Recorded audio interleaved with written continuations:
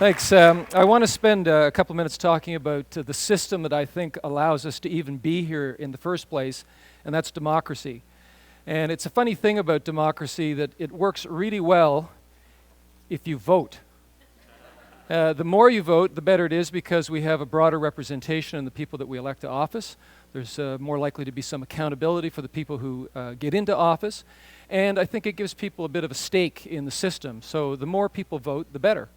The problem is that people aren't voting anymore. And Canada, I would say, is a little bit embarrassed about this, because even in our system, and we see this over 50 years, a decline in voter turnout around the world, especially among developed democracies, we see a slide over that 50-year period of people not coming out to vote.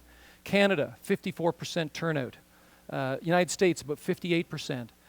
England, about 58, 60%. India, 58%. Germany, 72%. When we take the 17 countries that we consider our peer democracies, Canada comes in 16th. We beat Switzerland. Switzerland has a 51% rate of turnout. So that's bad news. Very low voter participation, but it gets even worse. Particularly here in Canada, and this I think is particularly embarrassing.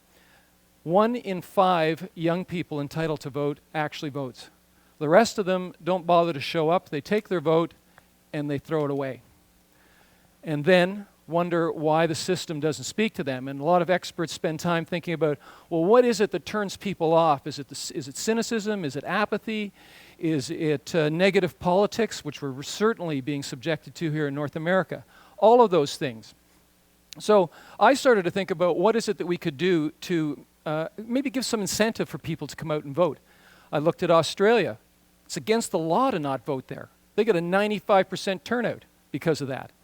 I started to think of it the other way around, though. I thought, I wonder if there's some way that we can give some incentive to people to vote. And when you think about it for a moment, using our tax system, some of the ways that we offer incentives right now is to subsidize political parties, to allow your contributions to be tax deductible. So I started to think, what if we took our vote, and when we went to the polling station, we handed that to the returning officer, who tore it in half, put our ballot in the box, and gave us back a receipt. And that receipt could be used to reinvest in Canadian society, or any society that chooses to adopt the system. You could take that and that idea we had for green bonds, use that tax receipt to go invest in those green bonds. Use a tax receipt perhaps to get a credit on public transportation, buying a pass. Use that to get a credit on university tuition. Use it to maybe increase the amount that you could put into your pension or your retirement savings. Use this to invest in our society and thereby reward the voter for turning out, invest in Canadian society, improve our society, and improve, I think, our democracy at the same time. So my idea is, let's reward voters. Let's give them an incentive for coming out.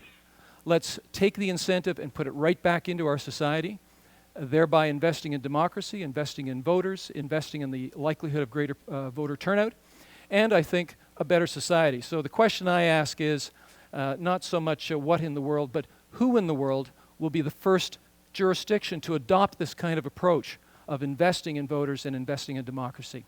I hope it's Canada.